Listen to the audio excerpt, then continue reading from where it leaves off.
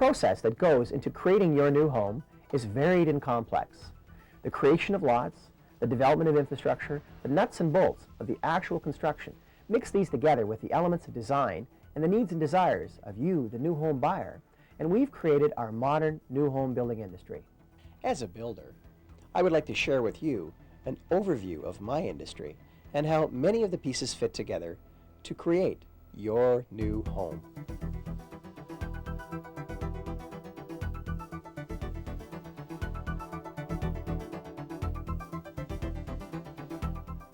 The forces which shape our urban landscapes and the opportunities for home ownership which result are directly linked.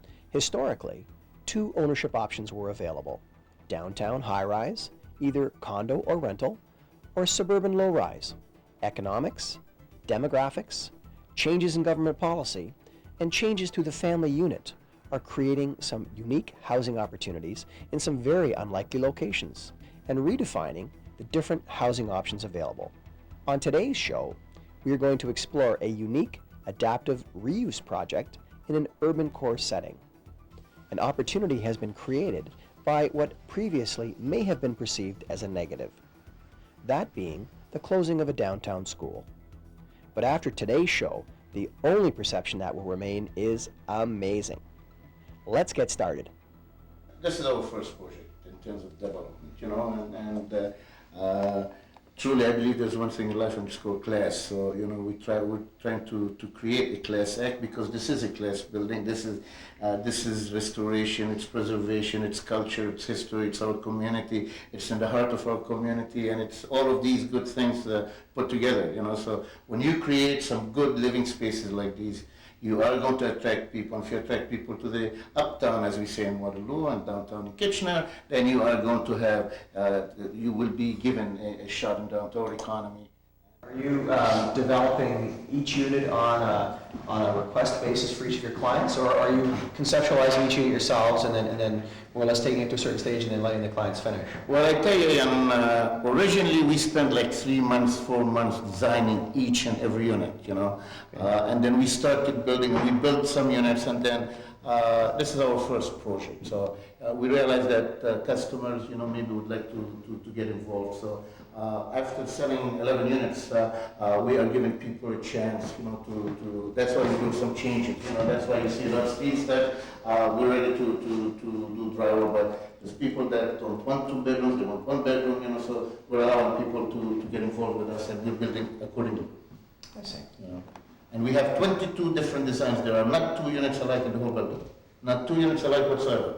So this is not a cookie cutter per se, or an assembly line. Yes. So, this is very much. We're giving each unit its unique entity in a sense. It's amazing in the older structures how much building mass there is, how much weight there is. It's amazing. I'll show you downstairs, when we tried to connect our sewer, when we did our 3 units for the open house, right, and we went to connect our sewer lines underground, realized that the old iron cast was very brittle. Right. We had all of the floors downstairs already framed. We raised the floors 18 inches downstairs, brought them closer to the windows, and we still maintain 9-foot high ceilings. We don't call it basement, we call it garden court, because there's like 4 windows in each unit. And when I realized it was brittle, I told them, we're ripping them. So what are you, crazy? I said, we are ripping everything here, and we spent a month ripping all the framed floors, across this whole building and across that side, and we dug new trenches. We could tee them off at the end and took the new sewer to the outside of the building. So I changed the whole sewer underneath. Now, as we were digging, we came in the center of the building, right where we were inside there were foundations that were, if you can imagine, we just needed to cut through for the 5-inch ABS line. Mm-hmm. I had 2 people drill with jackhammers, for 1.5 full days, just to penetrate, because the foundation was this thick. It was just unreal, this building is solid. This building probably be the last one to drop if anything hit this. Exactly.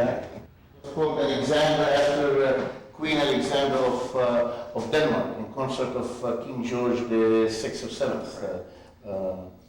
And I had a lot of people come by here that went to school. Many of them came by here, and they couldn't believe the transformation of an old classroom into a lovely condominium.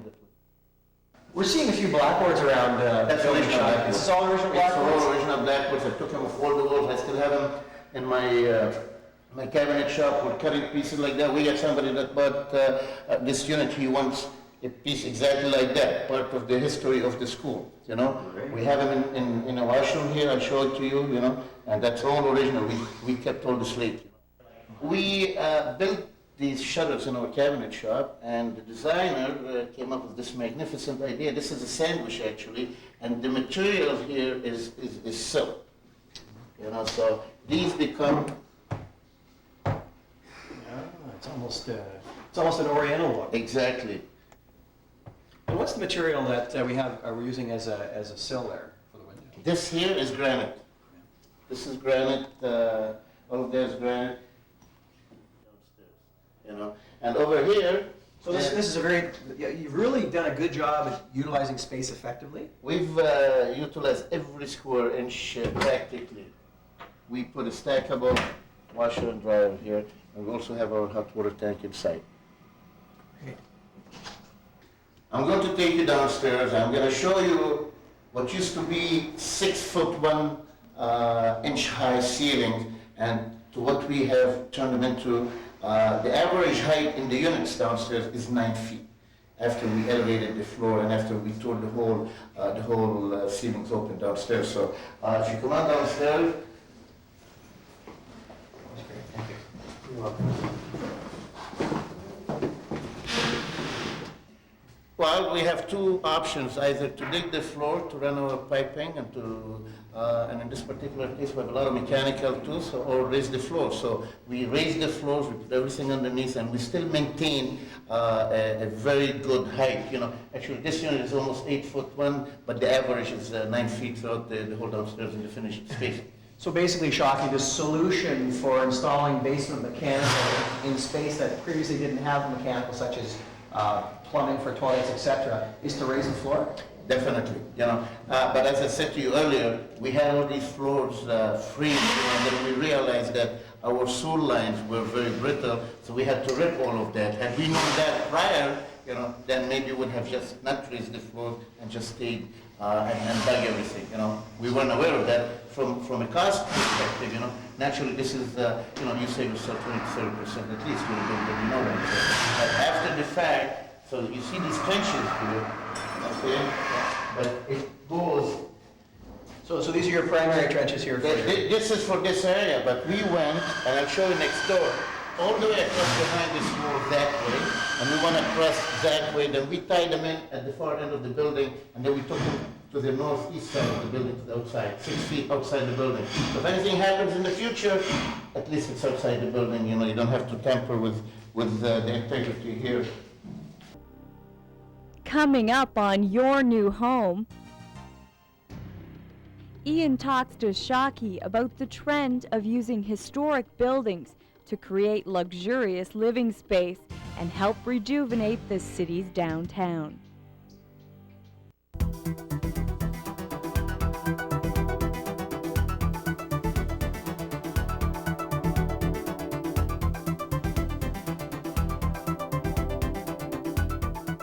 Without the vision and energy of this project's developer, this school would have been demolished, depriving the community of an outstanding example of turn-of-the-century architecture.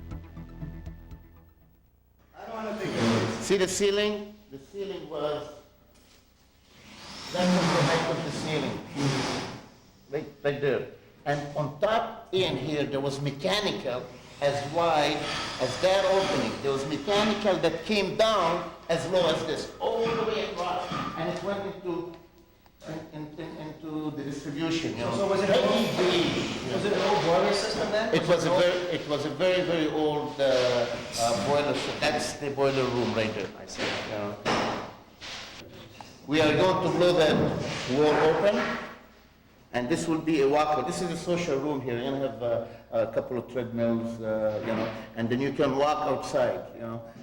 So then in terms of, I think one of the challenges with this kind of project is being able to visualize the infrastructure requirements, things such as sewer and such as hydro. Were you able to utilize any of the existing infrastructure for that, or did you pretty much start from scratch and work it through again? Well, the strength of the people that you work with as the designers and architects, the Venton Group and what have you, came to play. But overall, to answer your question, we tried to utilize and preserve whatever we could, and whatever we could preserve from the infrastructure, we've done, like I showed you upstairs, the doors, the windows, the railings, we preserved the integrity of the building. As far as the infrastructure down here, for instance, if I wanted to buy a condominium here, or you want to have a level of comfort, and you want to know that it's an old building, but everything else is new, and that's what it is, so we put complete new sewer lines, we have a new roof going up next week, so everything, the gas, the hydro, the water, everything is brand new in here, so we kept the integrity of the building as it is, and then we worked with everything from inside to the outside. Clearly, you've covered off the important elements that in the long term assure the comfort and the durability of the structure. Well, Ian, when I talk to my employees on the job, and 80% of the forces are full-time workers of mine, I say, when you're working here, think of excellence, think of it as being your own house or your own condo, your own apartment that you're working on.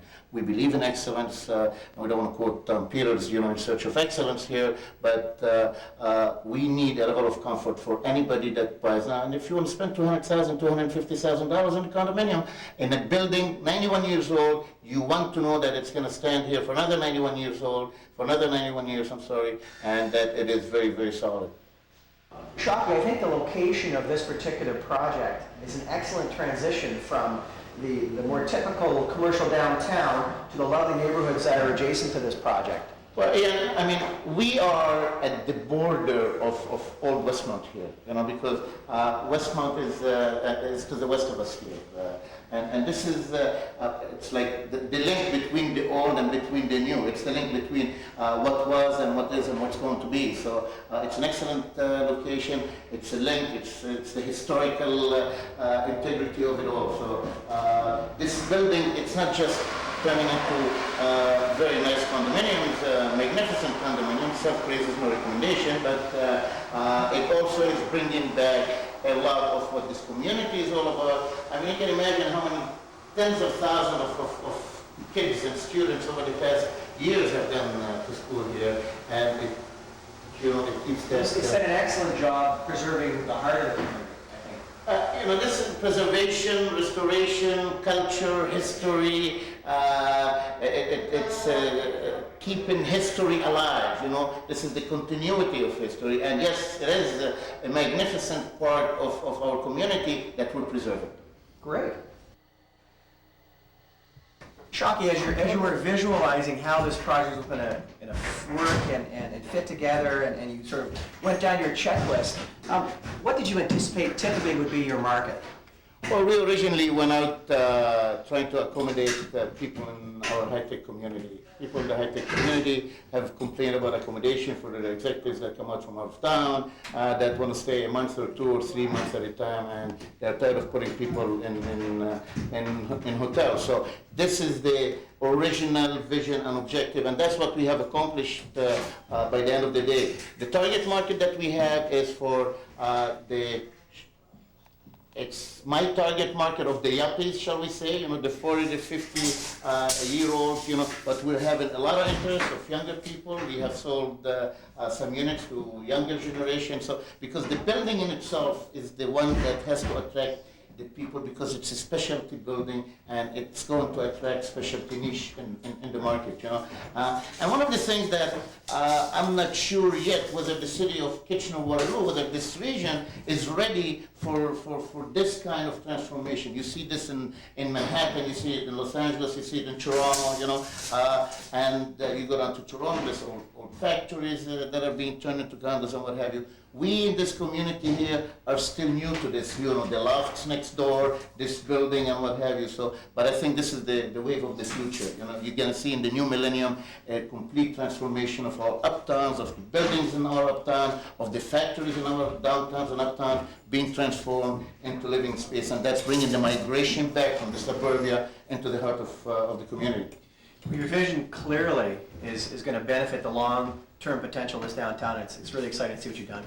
Thank you very much. It is. I mean, you know, every little ripple helps, you know, and if we can create a little ripple and our neighbors next door and the homeowners across here can create another ripple, and all of us, we can create a wave of migrating people to our uptown, and that in itself will create a better community and a better uptown and downtown, and that's a much better space for our children to grow up in.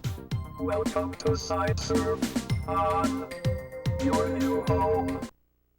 Finally, for more insight on the issues directly related to the building covered in today's show, visit www.jggroup.on.ca, where you can take a virtual tour through the floor plans of this historical school turned into luxurious living space.